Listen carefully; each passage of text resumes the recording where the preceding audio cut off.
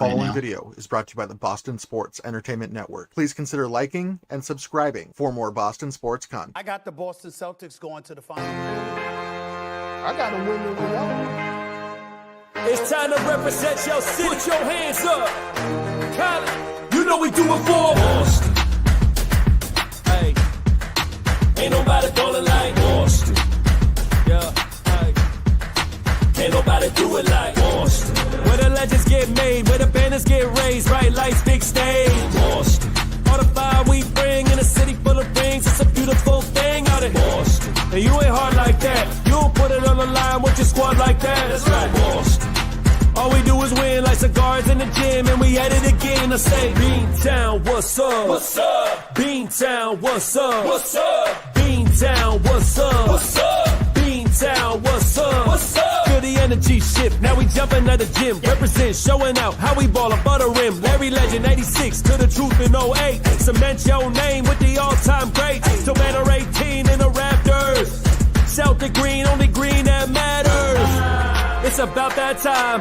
Ain't another city that's louder than mine. Always gonna shine with the game on the line. What you think was gonna happen, man? That's how we do it in Boston. Ain't nobody gonna like Boston. Yeah. Can't nobody do it like Boston. All right. Welcome into this episode of the Dynasty Proud podcast. We are coming to you live on this Tuesday, January 21st. I'm Ryan at 19_loading on Twitter, live from snowy Atlanta, Georgia for the second time in a couple weeks. We've got real snow, which I love because I don't get to see it very much. My guy Alex at AlexZachary305 is here with me. Alex, what's going on? Just here in cold, frigid, also snowy Boston. Not currently snowing, but lots of snow on the ground. Missing Miami a lot this time of year. But other than that, doing good. And for those of you wondering, Tatum the dog doing great, full recovery. So all is well. And that's obviously the most important thing in all of our lives at this moment. So anyway, so we talked last Wednesday, and that night the Celtics played the Raptors. And of course, we were talking about it being a get-right game and, you know, all the positive things that might come out of this. And of course, they get run off the floor 110-97. This was not a good game. We'll run through a few of the games that we have not talked about, but we'll start with this one. What are your thoughts on this game? What did you see? What went wrong? Just go off. All right. So luckily, and we'll work our way backwards here, but luckily we had a great game yesterday. So the mood is a little bit better in Celtics Nation. But that night, it just looked like they didn't want to be there. I mean, particularly Jaylen Brown. A lot of that game is, you know, kind of, it's like the Men in Black, like the zapper. Like as soon as it is over with, I didn't want to think about it anymore because in the grand scheme of things, a loss to the Raptors in January doesn't matter. I don't think they really cared. Whereas for the Raptors, you know, the last time they played us, they lost by over 50. So this game obviously meant a lot more to them. For us, it's like, oh, this team sucks. Like, just go through the motions. We're the Celtics. The problem is they're doing that too often these days, and we're in the dog days of the season. And so when you do that, I mean, these are still all NBA players, and when you give half effort, I mean, like I said, particularly Jaylen Brown, but across the board, it just wasn't a good night. It's one of those things, just burn the tape. Like, there's nothing schematically really. It was effort, like lack thereof on our end. And then, you know, once you let the other guys going, which is if we alluded to on our previous podcast with Cam, was that you got to put a team like that early away. If you put them early away, they don't have the talent to compete with you, but you let them hang around and get confidence. All of a sudden they're, you know, start believing in themselves. And they're playing the defending champions that just, you know, kicked the crap out of them by 50 a couple weeks prior. We're facing the Toronto Raptors that it means nothing to us. And they certainly played like that. So it's a disappointing effort. It's one of those things, like, you watch them play them, you figure, okay, well, they're just so much better. They're going to find a way to win. And just not what happened. So it was disappointing from my end. What about you, Ray? Yeah, I mean, this team we'll talk more about Jaylen coming up in a little bit, but this team has been flip-flopping back and forth. It's been an absolute roller coaster in terms of win, loss, great win, bad loss. It's been really confusing to watch for the past, like, probably 6 weeks. And like you said, with the Raptors, like, and going a little bit ahead of myself looking at the Hawks too. Like there are these certain teams that you just can't fall asleep against, and the Celtics are falling asleep against them.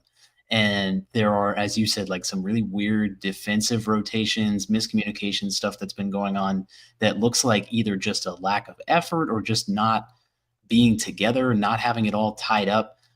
It feels like there's a lot of loose ends that just need to be tied up and kind of put back in place. And I don't really know how else to put it. I feel like it's just going to take time. Hopefully they'll get out of this rut that they're in. But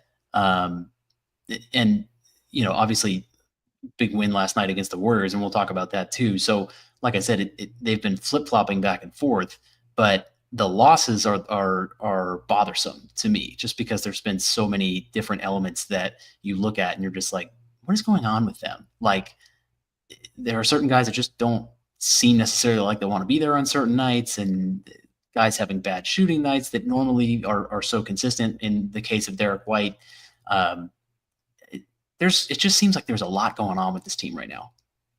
Yeah, I don't think there's any internal problems. At least we haven't heard any, and there's no obvious reason to be concerned about that. I think a lot of it has to do with the long season last season into the postseason, the championship, the Olympics, the hangover effect, all of it. And especially for guys like Tatum and Brown that have just been through multiple years of long seasons, long postseasons, they realize in these dog days of, January, end of December, like it's just finding motivation, because no matter what, you're going to be there in the postseason, and ultimately that's all you're going to be judged on. Granted, they have a championship now, and like they may be kind of pacing themselves for it. Sometimes it's blatantly obvious watching Jalen that you hope that that's what he's doing, and it's not like a Jimmy Butler situation, which I don't think it is. But it's as a fan, like you want to think every single night they're going 100%, and like they want to win every game. I'm sure they'd like to win every game. But in the end, like I don't think they take the losses as hard. Just even watching their reactions after that Atlanta game, like no one really looked that upset. Like it's just kind of like, oh, shit happens type of thing. Like in the end, we're going to be in the postseason. We're going to be almost worst case 2 or 3 seed. So these really don't matter that much to us versus teams that feel like they have something to prove, like in Atlanta, for example, that's coming here twice. And another thing to reference is like the social media pages of these other teams. Like we really are their championship for every other team. That's not going to, accomplish the same things that we're going to accomplish, or at least hope to accomplish. So, it's hard to have the same motivation as other teams, because we're not looking across the other side and seeing a championship contender, or seeing like, we're not circling the Hawks in January, or, at Toronto in January. It's like, oh, this is the game to be ready for. Last night, on the other hand, I think was a game they have circled on, at Golden State against Steve Kerr, and they brought it last night. So I know we're going to get into this later, but just to point it out now, I think when they want to, they can just turn it on. But a lot of the season reminds me of 2 years ago, where they had just come off the finals run, and they felt like, and as they alluded to, they couldn't just wait to get back, and they just were just trying to get back to the postseason. Whereas last season they were just like, we're going to go through the process. We're not going to skip any steps. And obviously you would much rather have that be the case. Having said that, 2 years ago they had a lot of frustrating losses like these ones. They lost games they really shouldn't have. Whereas last season that didn't really happen. So that's what you think about this team. This team also is more talented than the team 2 years ago. So you're thinking, okay, as long as they get to the postseason healthy, like their ceiling's a lot higher than that team. That team still could have and should have won the championship, but this team is just better. So that was a lot of words to say. I'm not worried, but it is frustrating to watch. Yeah, I think that's probably a good way to sum it up. I don't know if I'm worried yet. I think I'm close though. I don't want to say that, they're not going to win, or that they have no chance, or like, we don't really know, because we're not going to know for a long time, because the NBA regular season can be a grind, as we obviously know. But as you brought up, there's kind of just a lot of 2023 vibes with this team. And it's, I don't think I'm worried, but I'm worried that I might be worried. If that makes any sense. So the Raptors game, they follow that up with a win against the Magic on Friday night. They win by 27 in that one.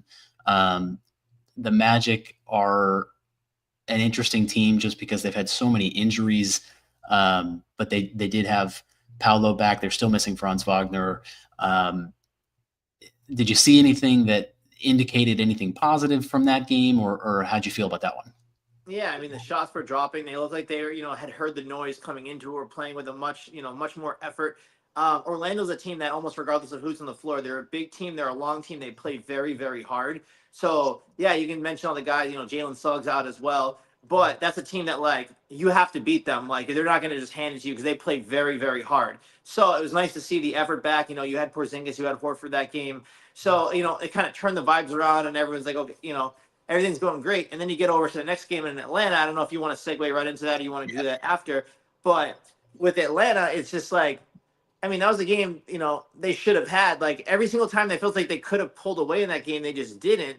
And then at the end, it's just a combination of like bad luck, CTE ball, like Drew Holiday, whatever out of body experience he was going through at the end on two separate plays.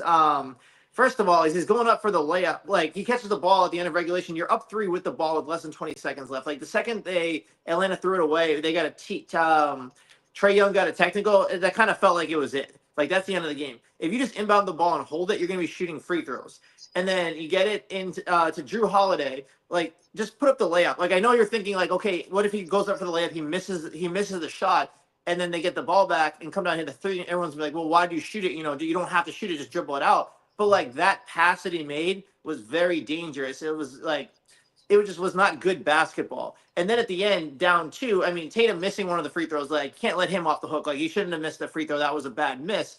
Part of me when Drew fouled was almost kind of relieved, not relieved, but like you see Trae Young coming down and you're just expecting him to launch a 3 and hit it. Like that's how I was feeling in my mind. And when he got fouled, I know it probably was not intentional. It was Drew Holiday thinking they're up 3 and you're going to not let him get a chance to take a 3. But I was almost feeling relief, like mild relief when they fouled him, because I'm like, okay, the worst case scenario here, short of an offensive rebound, which, happened later in that game, is that he makes these free throws. It's tied. We have the ball with 3.5 seconds left to either win it or go to overtime, whereas Trae takes the shot, I feel like it's going in. So then you might have the same, time frame with the ball, but you're down as opposed to tied. So it was just kind of a collapse. And then at the end of overtime as well, that was another frustrating game, especially like all these things are one-offs. Like the first Atlanta game kind of felt like a one-off. Like they really hadn't had a bad loss at that point. And so, yeah, it sucked, especially with no Trae Young the first time around. But it was more excusable. It's like, okay, there's a team coming off a championship. They have a great record. Like they lost, shit happens. But this is more of like a pattern now of like the, inconsistent play coming to light. And especially in a game where, yeah, you didn't have Porzingis, you didn't have Horford. Does that make a difference? I'm sure it would have. They had this game won, and they lost it at the end. And it's like another thing going back to 2022, 2023 is like they were a bad fourth quarter team. This team last year was not that. And it's like they're reverting back to old habits, even with different players on the team. But, you still have the head of the snake, Tatum and Brown. So it's frustrating, and I'll let you speak on this game as well, but I have a further point on how I feel about these games and like why I'm not worried about it come postseason. Yeah, well, it's funny you said that about Trae and the possible 3 at the end, because it has been that kind of year for him. I mean, he had that like half court buzzer beater. Like he's dangerous. So there is that. And in a vacuum, I really don't think losing to the Hawks is that bad of a thing, because they're as I've been saying all season, they're much better than most people would give them credit for. Expectations for them were. Yeah, well, yeah, exactly. And I hate to toot my own horn and say that I was right on this one, but this was the game I brought up when we talked with Cameron too. This one was a trap game to me, because I was thinking this was going to be like a 3-1 stretch for them. They were going to maybe lose one of these, because they're not playing well enough to expect 4 wins. But the Hawks in particular, they play up to the competition. This is what they do. I don't have the actual record in front of me. But first of all, for the Celtics, this is the second night of a back-to-back. And then on top of that, the Hawks, they have this crazy record that apparently, like, they have some absurdly good record against the Celtics, the Cavs, like the top teams in the league. And then against everyone else, they're like 500. So the fact is that they get up for these big games, and they're, I think, probably better than most people think. Or they just, I don't know, maybe they just turned it on for big games because they're competitors and that's what they do. I'm not sure, but and I don't necessarily like that I was right about this kind of being the game where maybe they get caught sleeping, but I do think ultimately I did turn out to call that one. So, but yeah. Anyway, I know you have another point you want to make on this, so I'll let you go ahead with that. Yeah, I mean, just to piggyback off that, I don't think this is. I mean, it's just reality at this point. I don't think this is the last time we're going to be on here talking about a game like that where they just caught napping against a team that they should easily have beaten. Or we're another team's championship and they outplayed us, out hustled us, and things kind of happen in the end of games. Balls bounced the wrong way for us, and we're gonna have, there's not gonna be. This isn't the last loss of the season. That's like, oh, this is really frustrating. I mean, any loss is frustrating, but like it's kind of the opponents and the way they lose. But my bigger point was, and especially if you look at the game like yesterday's the type of game where we have circles on the calendar versus everybody else. We're the ones that are circled on the calendar for them. So, well, you face an Atlanta, you face a Toronto. We're circled Celtics, NBA champions. Like this is a game they're gonna bring it. Like this means everything to them, or it means a lot more to them than a regular game. But for us, the Warriors, maybe the Bucks, maybe the Heat, like certain games, the Knicks opening night, like there's certain games where the Celtics are like, okay, like this is the one, like, nationally televised, big opponent, like, they have a lot they care about. And so that's why last season, if you look at when we played the Hawks in the first round 2 years ago, when we were supposed to get Miami and then Miami lost the game, the playing game, at first you're kind of like, oh, this is great because the Hawks are a much inferior opponent. It's going to be an easier first round. The problem was the Celtics felt that way too, and they kind of just went through the motions. They played with fire that should have ended in 4 or 5, and then because Trae Young hit a big shot at the end of Game 5, it went to 6. And if it wasn't for Tatum and Brown pulling them out of Game 6, that could have gone 7. Versus last year, I kept saying on this podcast, I was like, I want Miami round 1. I think they'll be up for that. I think they'll take it more seriously, and I think they'll take care of it quicker. Yeah, we didn't foresee that Jimmy Butler thing. I honestly don't think that changes the outcome at all. Sorry, Heat fans or, Butler truthers. Like, the Celtics were just much better than everybody last year. It wasn't going to change anything regardless of how much he talks or how much delusion is in that fan base. I think for this year, like getting a team like the Hawks or maybe Detroit that slips in, even though we've taken care of Detroit this year, like a team that I don't want to use this word, but like that we don't respect as much, I feel like you may not get an all-out effort from the Celtics, whereas like you get maybe Philadelphia, maybe Miami, like if they're around, even if they're not that good this year, like just seeing that name across is going to bring out the best in Tatum, Brown. That's going to cause us to lock in more. I think when we're locked in, our talent is just higher than everybody else's, particularly if we're healthy, regardless of injuries on anybody else's side. So that's why I'm not as worried about them come playoff time, but it's about getting to that point, and it's a ways away, and you want to build the right habits like they did last year. And then Missoula, has funny commentary after every game where he loves the loss, and, this is going to teach us a lesson. And some of it's amusing. Some of it kind of at times can be tiresome because it's like, all right, come on, man. Like, eventually, like, you want this to stop. But in the end, like, whether this team went 65-17 or they go 48-34, like, we're going to judge them on what happens in the postseason. So, yeah, you want to set yourself up in the right position to be successful. But this team has shown you the last few years they can not only win on the road, they're actually better on the road. I trust them more on the road because I think there's less distractions on the road. I think they lock in more. It's just kind of them in their locker room, and that's kind of all it is. Whereas at home, they get more lackadaisical. They relax. Like in a big game 6 or 7, or particularly game 7 on the road in New York and Cleveland, I trust us much more on the road in those environments than I would at home.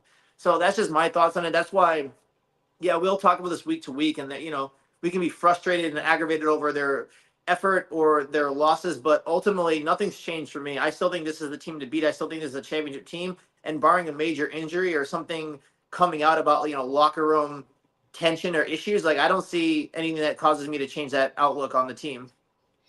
Well, and so you mentioned the Missoula postgame stuff about after a loss and basically living up to that meme that goes around about him where he's just like, yeah, I'm glad we lost, like I hope we lose by more, or whatever it is. It reminds me of the old Chris Sale thing where it's like, okay, dude, like you're saying the right things maybe, but it's starting to get old when it just keeps happening. Like, are you going to make the changes necessary to really flip it around? And I think that they will. But if it stays on the path that it is right now, I think that line of talking points is going to get a little stale with people. And that's, not to say, I just think it's a slippery slope. That's all. But I think that leads us into the Warriors game from last night, which turned into an absolute beatdown. And the Celtics win that one 125-85. And I mean, the notes that I made on this one, it's another stop on the roller coaster of the last 6 weeks. I don't ever remember a period where a team has been less consistent. Like they're basically like they've been playing 500 basketball. They're not a 500 team. That's not the type of team that they are, but they've been playing 500 basketball for the last month and a half, and they have games all over the map where they're blowing teams out. They're getting blown out. Like overall, like we can talk more about the Warriors game specifically, but what do you make of all this? I think, to my point I've been making, it's just they're going through the motions. It's January. It's cold. There's a lot of season left. The postseason is really all that matters. So I think they're going through the motions with it. So just to go back to a point real quick that you made about Chris Sale and Joe Mazzulla, I think the difference there is that Joe Mazzulla, there's almost kind of like a comedy aspect to what he's saying, even if it's just kind of the same tone. True. Whereas Chris Sales was very serious. Like Chris Sale said all the right stuff. Now, if you're just reading both of them on paper, it kind of looks the same. But like Joe Mazzulla definitely has his dry humor in there. He does, but I also think in a way they're both kind of the same like psycho competitors. You know what I mean? Like they're both nuts. Like I would not want to get in a fight with either one of those dudes. No, I agree. And then Joe, I wouldn't fight anybody if you'd ever seen me in real life. Like I wouldn't fight a dog, but like. Well, being in Atlanta, that's probably a good thing for you. You guys have a bad history over there of that. But to get back to the point, you were asking about if you want to just throw it up top just to kind of reel everybody back into what the question was. Oh yeah. So well, I guess we were just kind of talking about like just the last month and a half in general for the Celtics, like the roller coaster of like great wins, bad losses, like blowouts on both sides, like because they've been top 10 in net rating. And I think it was like top 5 offense or defense, one of them. The other one was top 10. A big part of it is fourth quarter execution. And it just feels like there's just no defense in the fourth quarter. And all the balls are bouncing the wrong way. A lot of that is just due to lack of effort as well. They're just not getting stops. And so they're just becoming a really bad fourth quarter team. And then other teams, you know, you have guys just hitting shots, like tough defended shots, even when they are defended just because they're rolling. So I think, I mean, you're going to see games like last night, and you're going to see games like the Atlanta game, you know, going forward. I think once you get past the All-Star break, the trade deadline and everything, and they start kind of seeing like the light at the end of the tunnel of the regular season, it's like things come, you know, like now there's, you know, a month left or a month and a half left, and seeding matters, and you try to get prepared for the playoffs. Like, it's not just like, okay, the playoffs are in the distant future. It's like, okay, now you can actually see where you're going. I think that's when they'll really start to lock in, barring injuries. Like, I expect them to finish second in the East, whether Milwaukee or New York finishes third. I don't know if that really matters, but I don't think either one of them will pass us, because I don't think we're going to lose enough games, let alone them having to go on like this ridiculous run, because I don't think either of them are that consistent either. But I think we're going to end up being fine. The only series we'd really be on the road for is Cleveland, if they even make the conference finals. Like, everyone just has this foregone conclusion about Cleveland, and they've been playing great. But what have they shown in the postseason to really lead anyone to believe that they're this, you know, unbeatable force? Like the Celtics had a lot more, you know, line of success, but everyone's just like, oh, Celtics are chokers. Meanwhile, they're in the Eastern Conference Finals every year. Cleveland, outside of LeBron, has not been in the conference finals. So I want to see them do that first. But back to my other point, if they have to play a Game 7 in Cleveland, I'll take us. Like, I feel more confident of us in those situations. I don't think it even gets to a Game 7, but if it gets to a Game 7, yeah, they have Donovan Mitchell. I'll take our team in that situation over theirs. I agree with you. And as far as home court goes, like, home court is great. I'd love to have that. But if it helps you. Well, right. But and as we were going to talk about and I know we're getting off track from the Warriors topic, but the Celtics on the road have been a better team than they have at home. And it's weird to say, but some of the players have even said, like, there's something about being in that hostile environment and wanting to shove it down the other team's throat when it's different at home. Like, yeah, the Garden crowd is fun and it's great to be in front of your own fans, but it maybe just doesn't have that same, like, all right, let's go get them thing. Which is weird because I kind of feel like it should, but I don't know. Do you have any thoughts on the road performance versus the home?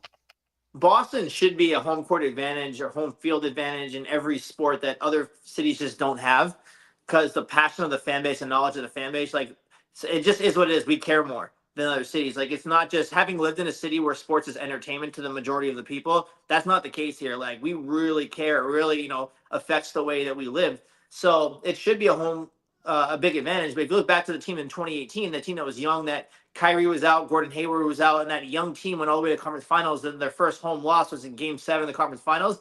A young team feeds off that emotion a lot more. So if you look at a team like Orlando or maybe Atlanta, or Detroit, if they get in, like, if young teams that get in the postseason, like, they really feed off that home energy to bring it. Whereas like a veteran team, like, they may drop those home games, but they're more confident in themselves and their ability to shut up the other, crowd and be able to feed off that hostile environment, as you referenced. So I'm not worried about it come postseason time. I think ultimately, it may happen more than once. Even last season, like the first 2 rounds, they lost game 2 at home.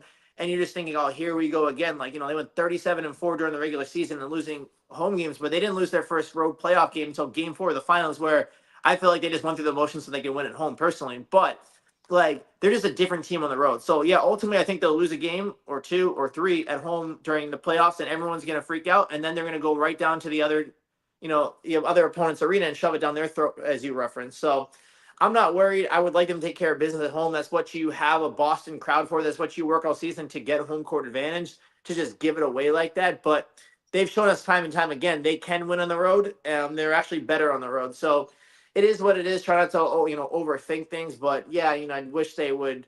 Like last year, they made such a point of emphasis to be great at home. And this year, it's like they just reverted back to the same habits they've had. And with regard to Cleveland in general, yes, they're playing great and they're passing all the tests right now.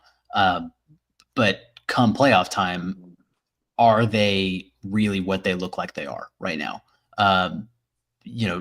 In a 7-game series, are they going to stack up against the Celtics? I have confidence still that the Celtics would beat them in a 7-game series, regardless of home court. Now that could change in the coming weeks if things keep sliding, and it seems like the team is teetering on either going on a long winning streak or maybe hitting a really rough patch.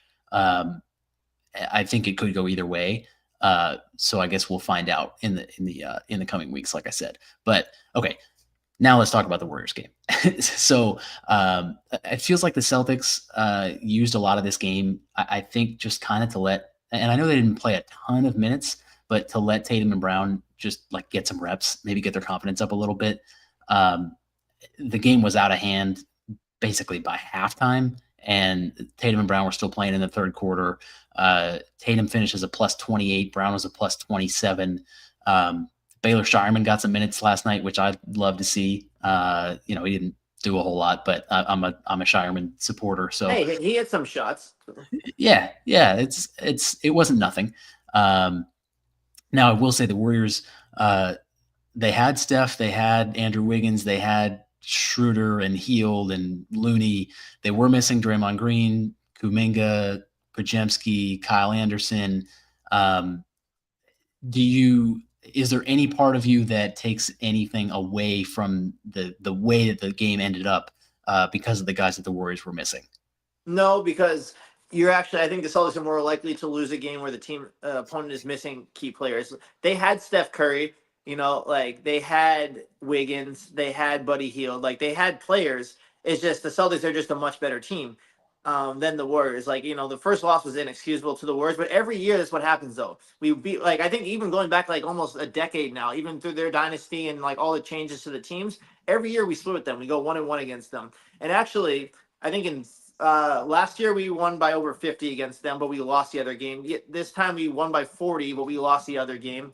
The year we had Gordon Hayward, where he was actually playing, I think in 2019 or 2020, or like if it's either the bubble season, like pre-bubble, or the season before that, we went into Golden State and we won by around 30 plus as well. So it's like we blow them out a lot, but we split with them. And I think we have like the best record in Golden State of any team in the last decade. So the Celtics have played well there. I think, as I referenced earlier, I think this is a game that they cared about. It meant a lot to them. Like every time they play Golden State, because of the NBA Finals, rematch, plus the mystique of the Warriors, and then there's added motivation for two of our players, Tatum and Brown, based on what happened in the Olympics. And I know we wanted to talk about that as well, so I'll just bring that up. It's kind of seen at the end when Steve Kerr went up to him and just kind of Jaylen Brown, rubbing his beard, just kind of, pretending like he doesn't even see Steve Kerr. And then Tatum's just too nice of a guy. So, yeah, he did, he was dealing with Steph, and he went over and talked to him after. I wish Tatum would just kind of snub him the way Jaylen Brown would.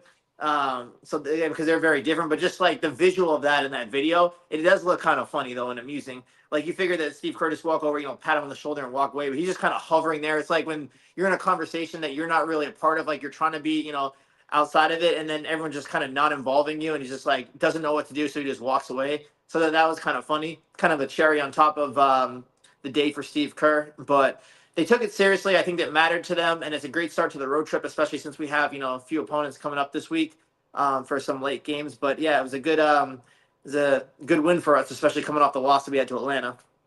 Yeah, and I mean, what you want from Tatum is like, especially in this city and with this team, like I would want to see him just walk right off the floor and not talk to Steph, not talk to Kerr, not talk to anybody. I mean, do you think Kevin Garnett would have ever talked to either of those guys after that game?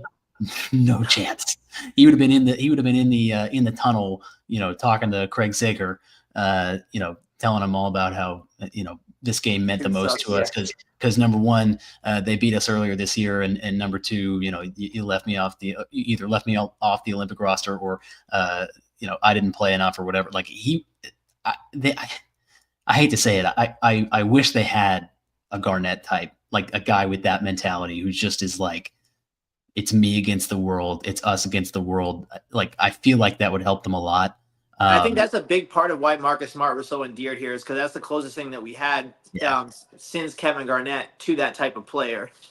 And we don't necessarily have that now. Like, you'll get it in spurts from Jaylen Brown, but overall, that's just not who Tatum is. Like, it's actually kind of entertaining to see him with Okongwu the other night, like, wrestle a ball away, and like that's the closest he's going to get to an altercation. But he'll get into it with the refs. Certain moment. Yeah, right, exactly. So he'll get into it more often with the refs than anybody else. And that's frustrating because I don't know. The opponent is not wearing black and white unless you're playing the Nets. It's the team that you're playing against. Like I would like to see him a little bit more locked in on, and I think he is competitive and he does want to beat the guy in front of him. But it seems like he cares more about like the optics of it all and how it all plays out and whether he's getting the calls and all this stuff. And like, I love Tatum. I'm not like saying he's not a good player. Like he's obviously great.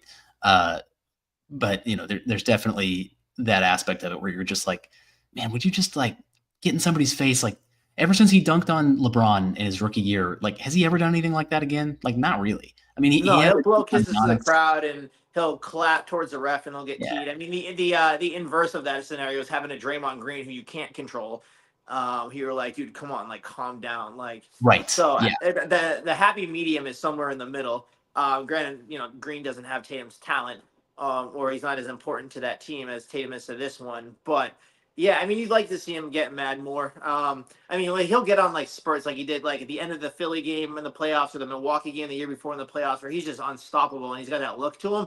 But he's never like, you almost kind of would like to see him almost like an Anthony Edwards, like talking crap to an opponent, stuff like that. But everyone's just friends with everybody, and that's kind of the AAU game what led into that. So yeah, you don't have the same animosity that like you'd have in the Pierce and KG days, or like previous eras. So I mean, it is what it is. I don't think he's really going to change, but yeah, I mean, sometimes you wish he would. Like even Peyton Pritchard's just going at like the opponent's bench and like coaches and stuff, which is funny to watch. Yeah. And so flipping it a little bit and talking about Jaylen. So I guess the overarching question is, it's going to be kind of, what do we think is going on with him? Because he's apparently been pretty unhappy after some recent games. Like he's been avoiding doing media availabilities, and like, I don't want to pretend to have any idea of what's going on with him. I really don't want to speculate. Cause like, I know there was the situation with his mother's house being burglarized recently. Like, I don't know if he's got stuff going on in his personal life. I have no idea. Like, I'm just a guy on Twitter. Like, I don't know anything. But even, after a win, he says to Abby Chin, like, he's still kind of adjusting to his new role with the team. Like, and actually, I mentioned on a recent podcast also that I kind of agree with Jalen that he's been passing the ball a lot more. He's been rebounding really well. He's been doing a lot of good things. But there have also been those like really atrocious defensive possessions, missed assignments, miscommunications that we were talking about before. And there have been other things that just make it appear as though the level of intensity is not what it probably should be. And I get it's the regular season. And obviously, again, he might have some stuff going on. They might have some stuff going on. We really don't know.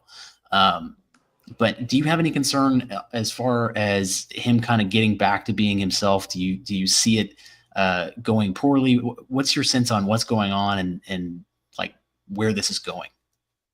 I honestly don't know, like, because it would just be speculating, and I don't have any evidence to really prove it. I mean, like I said, it's the dog days of the season. Like that Toronto game, like you could watch him and tell him like something wasn't right with him. It wasn't just like he's missing shots. Like there's just no effort. Like he just looked like you could compare it to the player you watched in the finals, where you're just watching him just carve up Dallas, and he's just getting to the rim at will, and he just looks like unstoppable on the floor where there's all-time greats like Luka Doncic, Kyrie Irving, Tatum. Like for a lot of that series, he was the best player on the floor, and he just looked aesthetically like the best player on the floor. It's like now it just feels like he's a different person.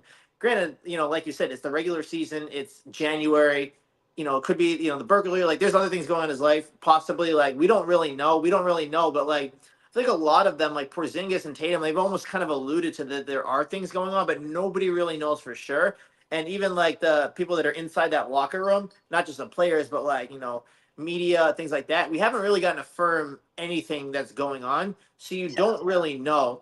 But like, if you look at that season, the last season that we had Kyrie here, there was definitely stuff going on in that locker room, but like how much of a grasp do we really have in that? Like, yeah, there was too many mouths to feed on that team, and it was kind of re-implementing, Kyrie and Gordon Hayward to a team that went to the conference finals, and young guys that had, with Terry Rozier that had like advanced roles, and people didn't really know where they fit. I don't think that's the case in this team because it's kind of the same team as last year. It's really hard to speculate, and it actually would be irresponsible to kind of like just make up something because I really don't know. So with that, it's going to be a TBD. Ultimately, can this team just win as is? Like, I don't see any reason that they can't. So unless something comes out, I really don't know with that question. Yeah, well, it's just been weird because, and I've heard this brought up before too. Like there was a comment that got dug up from Derek White probably, I don't know, a month ago, where like, and I think this was after a win. He said something to the effect of like, "This has been the hardest stretch of games like since I've been here," and like, something feels weird. And again, it would be irresponsible of us to speculate and say, that we have any clue what's going on, but something definitely feels odd. Because they've all gotten paid, all of them. Yeah. They're all champions. Like they've all solidified that. It's the same team. Everyone knows their role. So it's like, it's kind of curious as to see, like, yeah, I get it. Like it's, you have the championship hangover. It's exhausting, things like that. But it's like, there's no obvious reason that stands out as to like why anything internally would be going on. No, so, and you unless don't something have comes out, it's anyone's guess. Right. And as far as if there was any speculation about it being any kind of locker room issue, like you don't have the type of personalities in that locker room like you did before, like with a Malcolm Brogdon that apparently like became a problem toward the end there. Marcus Morris, Kyrie, like just guys that just kind of got in the way or thought that like it was their time. Like I don't see any guys on this team that are like that. And I think we're over that with like Tatum and Brown. Like they're not competing for that anymore. Like that's over. So I don't see it being that. I hope it's not that. Like I don't know. As we said, we'll find out. Or maybe we won't. Maybe it's just a really bad stretch of games and everybody's in a bad mood and that's just the way it goes. So coming up, it's the Celtics and the Clippers tomorrow. Then they have the Lakers, the Mavericks, and the Rockets after that. So which of those games are you looking forward to the most coming up? Um, well, even though unfortunately I won't be able to watch a lot of it, I'd say the Mavericks one, although I guess it depends on who plays in that game. Yeah. The Lakers on the second night of a back-to-back, so I guess we're going to see who they play when with those Lakers and Clippers games. Now you won't be in the same arena anymore, so it's a little bit more travel, even though you'll be in LA sort of for both of them. The other one's in Inglewood, but um, I guess kind of combination of all. There's nothing that like specifically stands out. Like naturally, you'd say the championship rematch, but who's going to be playing in that game Right. is the question. So I guess I will say the second night of a back-to-back against the Lakers would probably, or actually no. Now that I actually just thought about it out loud, like the Clippers game, because I think the Lakers game is a game they'll have circled. Same thing with the Mavericks. Like the Clippers on the first night of a back-to-back, coming off this big win in Golden State that I know they care about. Like, how do they show up for that game? Like that's probably be more mine. Like looking forward to it because the game of all of these, that's probably the one they would let slip through the cracks more often than not. And I have no idea why my camera's gone all blurry again, but whatever. I think the game I'm looking most forward to in that stretch of 4 games that I mentioned, I think it's the Rockets. Like they're obviously there's the Ime connection. They're a funny collection of talent. Like if you were to look at that roster on paper, I don't think you would ever say that's one of the great teams in the NBA. Similar to like Memphis. They don't appear to be as great as their record might indicate that they are, but they play hard. Şengün's a really good player. Jalen Green is a guy who, like, I think probably had a lot of doubters and is proving a lot of them wrong. So they're an interesting team to me, just from the soap opera aspect of it all, which is, I think, ultimately why a lot of us are NBA fans. Like, we like the drama more than anything else. Yeah, we like basketball, but it's more about the storylines. So I feel like that's probably the game I'm looking forward to most. I didn't have anything else on my list for us to talk about, but is there anything else you wanted to hit on? No, I think we covered a lot of it. As I just keep harping on, I think barring something coming out that there's like a locker room issue that I'm not aware of and I can't speculate on. I think it's just the championship hangover a little bit's kind of creeping in. Like you had the excitement of like the first month of the season come away, and like this is like reality now. It's cold. It's January. It's just the playoffs are a little far away at this point. So I think ultimately they're going to be okay. It's just kind of getting through this and not having like vast overreactions unless something comes out. Because at the end of the day, they're gonna, like what's the worst case really is like maybe the 3 seed. Like if as long as they're healthy and there's not like some big issue that's like happening off the court or in the locker room with this team, like I don't really see any reason to worry come playoff time because there's no one that I'm looking at is like, oh, like yeah, obviously if you let your guard down against any of the teams that are in the playoffs, like you could lose. But if if the Celtics are locked in and they're healthy, I don't see anybody beats us. Like even if you go to the other conference, granted only one team can come out of there. Even OKC, which that was a tough game, they've looked great this year. I mean, like what experience does that team have? Like they were just in the second round last year. Like it usually takes a while. Like the hierarchy of how things work. It's like, yeah, maybe this year they make a conference finals or even a finals, but you got to lose before you learn to win. And this feels like a team that like they're going to be great and they have a lot of assets to get even better. But like I would feel confident against that team in the finals, even with as much talent they have as hard as they play, just due to the youth and inexperience. So, like I said, I feel great about this team. Yeah, it'd be nice to not have these frustrating losses against inferior opponents, but it is what it is. The regular season is January. Just try to build good habits and go from there. Yeah, I think the opinion that I'm starting to form is that until proven otherwise, the Celtics are the team to beat. Yep. It's if something goes horribly wrong and the rest of the season goes way off the rails, then that can obviously change. It's all fluid, but on playoff time, I don't see a team that I would be like, well, they can't beat them. You know what I mean? Like there's no team that the Celtics cannot beat. And so more realistic trade that'll form a team like that. I wouldn't think so. No, I guess we'll see coming up with the deadline whenever all that goes down. Actually, I don't know if we talked about it with Cameron last week. I mean, do you have any other trade deadline thoughts? Is there anything else that you're thinking about as far as targets across the league? I think ultimately Jimmy Butler gets moved. To harp back to that, it sounds like there's starting to be a breakthrough in that, like they're making some progress with teams. And I think ultimately, as much as Jimmy wants to be in Phoenix, I think ultimately, if he actually wants to get dealt, he'll open up his list of teams, almost kind of like Damian Lillard did, where he was just so dead set on Miami, and then ultimately he's like, okay, well, I guess I could deal with this. I guess, in this situation, I'd be okay. I think ultimately that happens, and I think ultimately he gets moved, whether it's Phoenix, whether it's Milwaukee, or some other team. So I think he gets moved. As we get closer to the deadline, I'm sure a lot more rumors will populate. And barring something unforeseen, I don't think the Celtics will be big players in that. They may make minor moves. Walker Kessler falling into our laps would be wonderful, but I don't think we do anything of substance. But it'll be entertaining to see, especially teams, in our conference or potential playoff or championship opponents, to see what moves that could be made.